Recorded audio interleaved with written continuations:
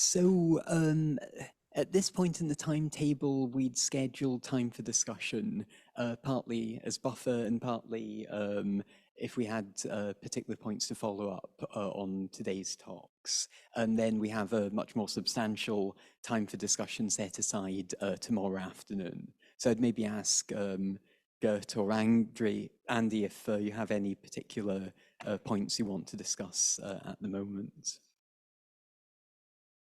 Or other people. I think for the discussion, we should probably start gathering points to discuss so that tomorrow at least we don't get lost, or we don't sit in the same situation as now and saying, we're tired, what are we going to discuss? But if there are any points that people want to discuss before the end of the meeting, I think it's good we could use this time now to make a list of them and not actually go into them, That's a good idea. We have a notes page that was emailed around with some of the Indico reminders. So I guess we can bring that up and make a list of things we want to discuss. So I guess, well, can someone else get the notes page up and, shall maybe someone else take notes and I run around with microphones? Yeah.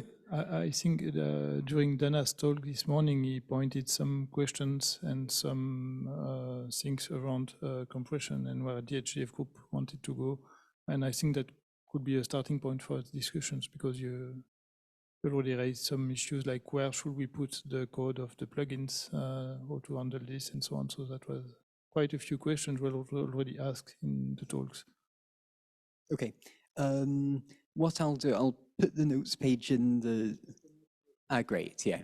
And you have access to it, so great. If you can make some notes there, that would be great. I'll give you a minute to get settled and then we can go around.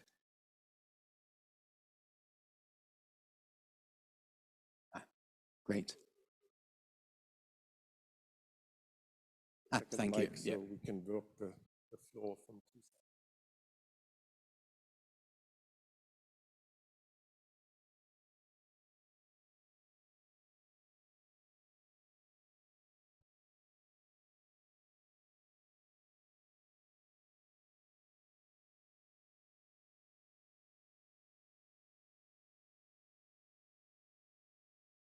So when Eugen and I worked on the document, the idea was that the repository that we have now with plugins, it will be open and people contribute to it and follow rules, what should be there. And I believe the document, what should be there is still there. So it should be licensed, reference to other, all reference, so that it can be revised. But that was initial design. So it will be one place that under HDF5 umbrella, but really maintained and with automatic building and testing, because the test file was required, test within filter function implemented, automated tested with CMake build and auto tools was requirement. And that idea didn't go anywhere. So we didn't receive any filters. Maybe we didn't announce it at that time, but later it was lost. There was a question where to put filters and plugins, and I was commenting that the initial idea when we organized that plugin repository was to accept community filter functions, that they should follow the rules and rules were documented. So it wasn't initial intent to use that repository. I would also, and nothing that I'm going to say is to the exclusion of this or any other ideas, but I think we should also take a step back and really look at the danger of sounding boring use cases. So as they say, begin with the end in mind. So let's really take a step back and list the types of use cases that we want to support. And this community has a certain set of use cases, so let's document them. But let's also keep in mind that as this is no judgment on this community, but there are others out there that have completely different use cases. So anybody who encounters plugins, whether it's a data producer, a consumer, I'm a plugin developer, I can be in all kinds of different roles. Let's understand how they look at this and how they encounter this problem. There are other people that have completely different requirements for reproducibility, for example. So this is also the time to think about, well, we are not going to solve the problem of reproducibility by addressing a specific technical issues, but what we can do, we should do, such as thinking about maybe creating digital object identifiers and so forth, and maybe some of the infrastructure that's also highly automated that people can query. But I mean, there are different dynamics at different speeds, and nothing is sequential here in the sense we have to do first this and that. But all I'm saying is, let's take a step back and look at the bigger picture before we get too deep into the technical weeds. And we saw some good ideas already. I mean, like leveraging what Francesc talked about this morning, these existing packaging, wheels. There are other infrastructures out there. Maybe wheels is the right thing, but then we have to think about, after a sort of broader discussion of use cases, what are the metadata capabilities? What kind of additional data can we embed there? Is wheels the right thing in that light, or maybe something else? But yeah.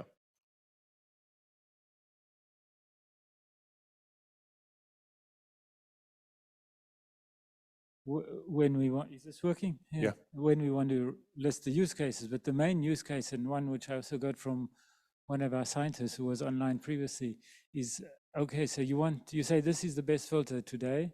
How can I be sure I can read it in 10 years' time? Yeah. That's a use case which I think is quite valid, even if we can't push the clock forward to 10 years' time. Mm-hmm.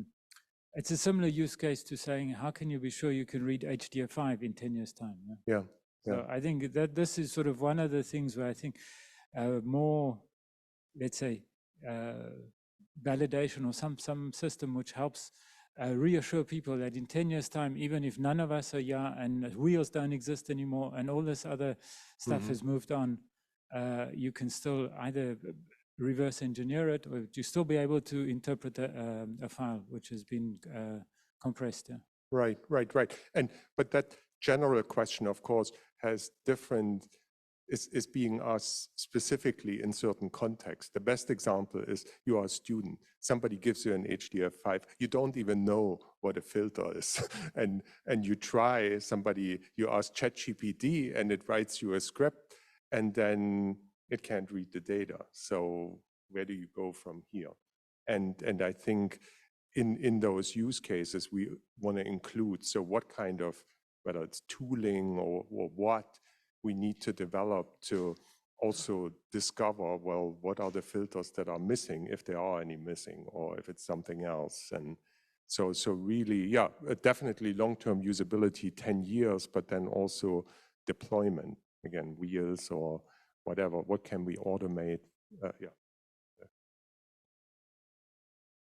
Yeah, I do think that we have enough stuff we have people here with real problems, and we have the scaffolding to begin with, so we can start solving people's problems now with the community that we have. And I feel like anything that people come in and ask for other things like DOIs or for other sorts of provenance things, like those are things that can be bolted onto whatever reasonable scaffolding that we have. People want other sorts of build and deployment options. Those are things that are added to fundamentally, like, here's a place where we curate the code for these plugins. Also, I would not want this to be the Wild West where people are just like, oh, I'm just gonna upload my stuff. Like, that seems like a terrible idea. We should have like some sort of governance and oversight.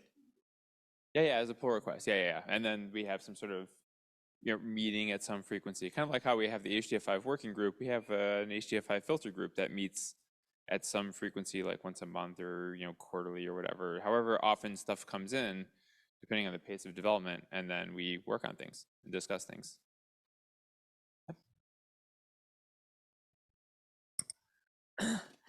So it's one thing to have the plugins on the one hand, but on the other, we have the HDF5 library and its plugin mechanism, which has been fairly stable for quite a bit of time.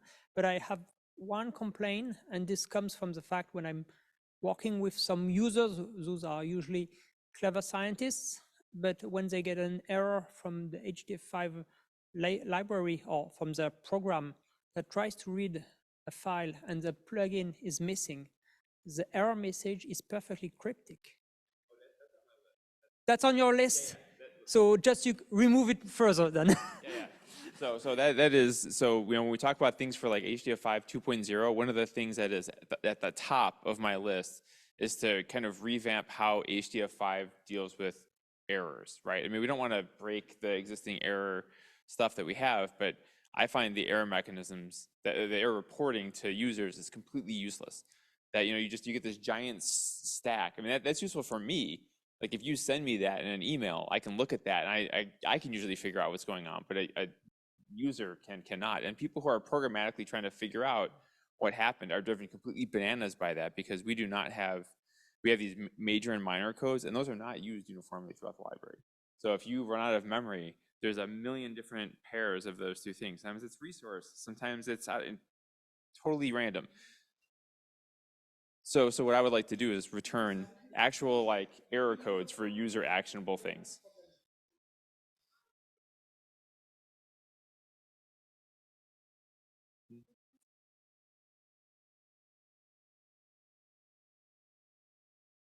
Right, but for H5Pi, if I take HRT right now, only has one value, -1. And I think that there's no other place in the library we return anything other than -1. And that's useful. It means badness. That's it. So if we had more for user actionable things like, hey, I ran out of memory. Hey, there was some sort of file permissions problem or something like that. Right now what they do is they ask me for the message where we do system errors, they asked me to never change that string, to dump error no out of that. They parse it, if I remember correctly, and then that's what turns into like your error codes. Because there's a comments in there that I added that say don't touch this, because the H5Pi people get mad. And so, but we should return actual error codes that people can use, where you can just be like, hey, what happened? For user actionable things, and then for the random stuff like, oh, the B tree is weird or something like that, then that we just return -1. That just means badness, and you should just give up because that's a library error. That I think would be extremely useful to a lot of people, and yes, but that is at the top of my list. So.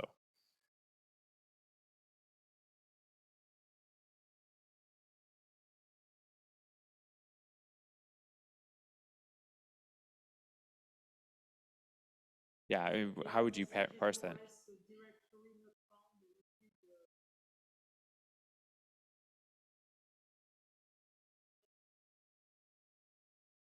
And even if you parse that, if somebody goes in and refactors that code and changes the error messages or the order of them, then everything breaks. And we see that in our testing, where we do the tools testing, and it diffs the error stack. And if you change something, if you're refactoring some code, suddenly all the tools tests break, and it drives us bananas. And so yeah, I would like to have robust, useful error message or error reporting.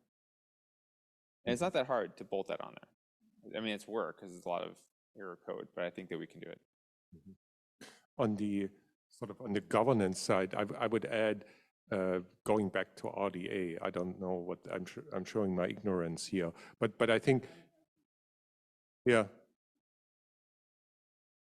I've been on and off at RDA meetings, and I'm going to probably one in November, no, October. But just to tell you, that's not they won't solve your problem. No, I'm not saying, but it adds visibility to it. It adds visibility, and it might be better for some people to have front and center the RDA label than to say HDF group, because they might say, who's that? But since Eugen left, and there was a few other people who were also active, they also left. So Thomas Proffen, Frank Schlunsen, and these people, hasn't been any real activity, and now there's a sort of activity, but it's around FAIR, and it's not around. This is, I think, the people who could be present there. This is too technical for them. Yeah, I would think the natural place is to go to the HDF group website, or to find out where these filters are managed, because it's a mechanism inside HDF5. Yeah. I wouldn't go to, because the RDA group doesn't maintain any software. So I think it's the wrong place. I just think you would be disappointed, yeah? And I'm quite Okay. sure we won't find the right people there to get interested or get into this topic. Yeah. Right, but then I'm not saying the HDF group isn't the right place, but maybe RDA was the wrong starting place. But maybe there is an organization out there or somebody out there that would be a better fit. Well, again, then what actually happened at RDA 15 years ago was that it was the photon and neutron special interest group. Yeah. So again, it's only one community. Then the driving forces in that community moved on. Yeah. And you as you said, there's the other communities out there. We heard about NetCDF, and I'm sure there other applications which are using compression. So they wouldn't go also to RDF, especially not to the photon and neutron SIG. Yeah. Yeah, yeah. So maybe as a topic that again, we have to find a place where this could be exactly. Where, Yeah, if where we interested people collectively, could go, if at some point we conclude HDF group is the place, so be it. But I wouldn't give up quite yet to say maybe there is a better place from a governance perspective. And I would say that I think the place to put this is under the HDF group umbrella, at least on GitHub. In terms of having it something that's kind of under the HDF group's control, I think that adds some credibility that this is the real canonical HDF5 thing. But I think that in terms of governance and steering the ship, does that absolutely have to be the HDF group? At most, it should be some equal partnership with the people who are consuming all of this stuff, H5Pi people like that. This can't just be something that the HDF group does and then sends out to the world. right.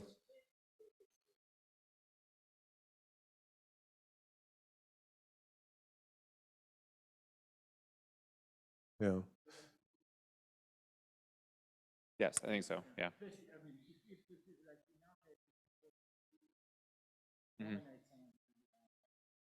Right. And also when it comes to, I mean, eventually we'll have to raise money for the shared infrastructure or whatever costs there might be. And also if we think about sort of, let's say, the industry, the non-research community, I mean, the people who are software developers or who make hardware and so forth, to get buy-in from them, but also, I mean, I don't know if there is a data compression consortium. There might be, I'm just showing my ignorance here, maybe there isn't. But as part of this, in a more distant future, people will always ask, well, what is the best method for this type of data? That should be easier than a Google search. I mean, you should ask ChatGPT or something like that. And but in a more advanced stage of this, we could contemplate, well, have this as some kind of service where people can see. I mean, we saw a lot of examples. I mean, Thomas had one chart in his, and I think Francesca, that just show how does this data compress with all these different methods and so forth. And but then I think that would also have quite a bit of appeal to industry because they will be asking that question many times over. And but also as a vehicle to raise awareness, but then also potentially raise funds to fund some of this work that will be happening under this.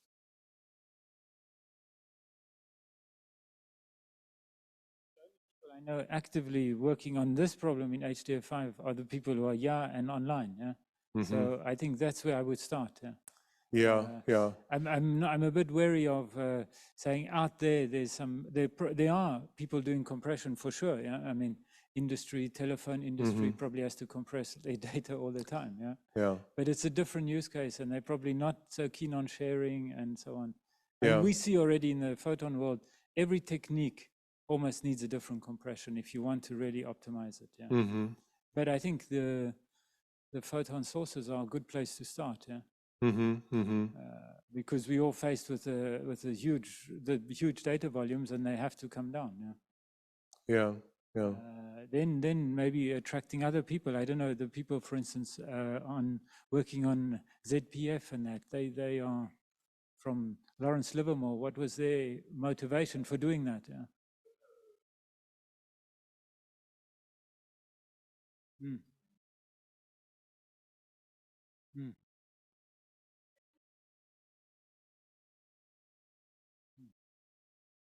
Mm. I mean, I see when you mention that, I see two different problems actually. One is if you've compressed your data and stored it in HDF5, how can you maintain the longevity? How can you read it for a long time? The other thing is, I mean, compression in general, what are the different techniques and so on? I don't think the two have to be solved by the same approach. Yeah? You know, I think I'm not sure. You know, these crossover, but the one people doing their own compression, they don't necessarily are not interested in how we handle that inside HDF5. Yeah. It might make the problem just too big, yeah, to solve. Yeah, if you're trying to involve everyone who's working on compression. Yeah. I mean, I'd like to get to the point of just at least like people. No one seems to be worried about using gzip. Yeah.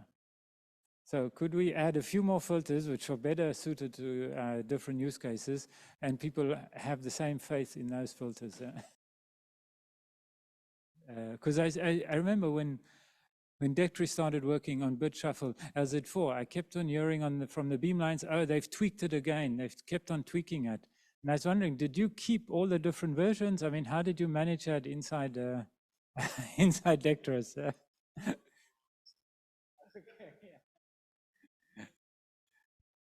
Yeah. Yeah.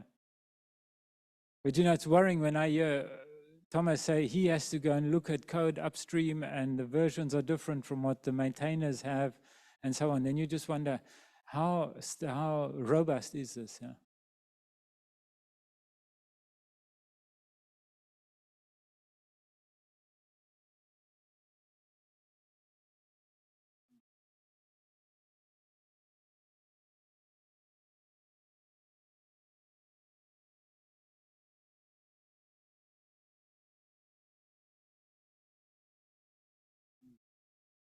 Yeah, but they're two different. I mean, when I'm talking about long-term readability or is for archiving, yeah. So that's different to what you know, the latest detector is doing, yeah.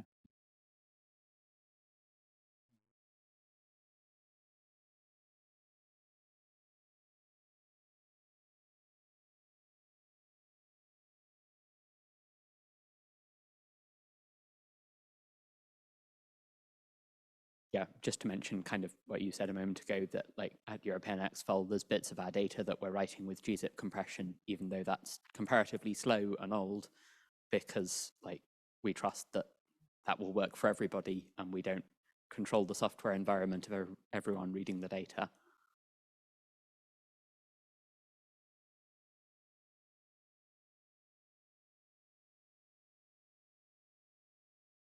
That we could come up with a mechanism where a few filters that are very popular are have the same level of reproducibility as gzip. Yeah. I think that's gonna be the tension, is you want to have a repository of filters that is open for people to put things in, but then you also would like to have people to understand which of these are better supported than others. You know, which is something that a student wrote and stuck in there and it's gonna be used for nothing or evaporate in a year, and which is stuff that people have used routinely in their workflows. Well, one should separate two things. The availability of the plugin, so that in 10 years of time from now, we are able to read again the data. That means that we should have the specification of the format clearly defined. This one chunk is written with, I don't know, a header, blah, blah, blah, with this data, the length in little or big endian, I don't care. Well, and so on and so forth. Everything should be written with an example of implementation. And this should be kept for 10, 20, 50, 1,000 years. And then we have the other problem of how to do this efficiently and quickly. So those are two problems, and the same solution will probably not apply for both of them. And probably the repository that the HDF group the HDF group should maintain is the one that ensures the long-term stability of the plugins.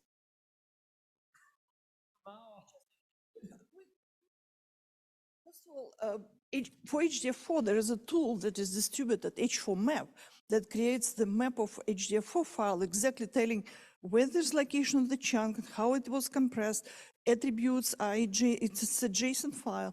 And NASA was supposed to keep this file for archiving purposes with the binary file. So then you do not need HDF5 library to read data. The same can be done for HDF5, and it's pretty easy project to do with JSON specification already available. So this problem was already solved for HDF4, at least, you know, some variant of it. No, compression is, HDF5 file keeps information about compression filters. So if filter in the structure specifies right information that is asking, internet remembers everything, right? You still may find, then you stuck the code into HDF5 file in the user block. There are solutions, and this can be discussed. But the point is that attempts were already made for other binary formats like HDF4, and there is experience with this. So it's worth looking into those solutions. No, I think like I wanted to comment on what you said, and I think you need both having anyone being able to create their own filter and use it and so on, but also to maybe promote a subset of the filters that are well maintained or can be long-term maintenance.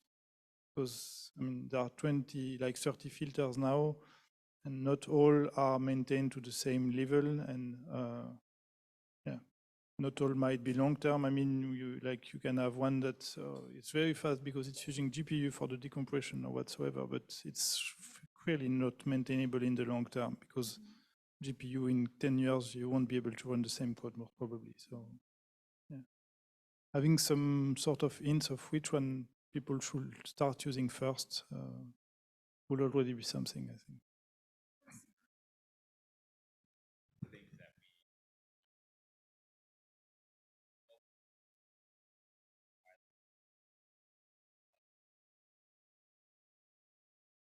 Once again, it depends what user wants. If they want archiving, there will be one advice. If they want immediate something to compress quickly and play with data and then throw it away, it's a very different story, right?